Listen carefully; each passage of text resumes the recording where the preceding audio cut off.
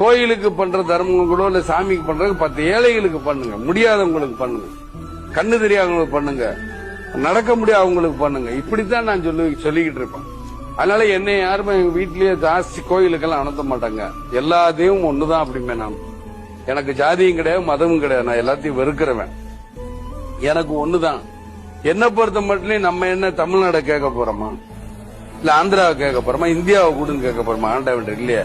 நம்ம குடும்பம் நல்லா இருக்கணும், நம்ம பிள்ளை குட்டிகள் நல்லா இருக்கணும், நம்மளை சேர்ந்தவங்க நல்லா இருக்கணும், நல்ல வேலை கிடைக்கணும், நல்ல உடல்நிலை ஆரோக்கியமா வச்சுக்கணும் தான் கேட்க போறான் தெய்வத்துக்கிட்ட. வேற என்ன கேட்க போறோம்?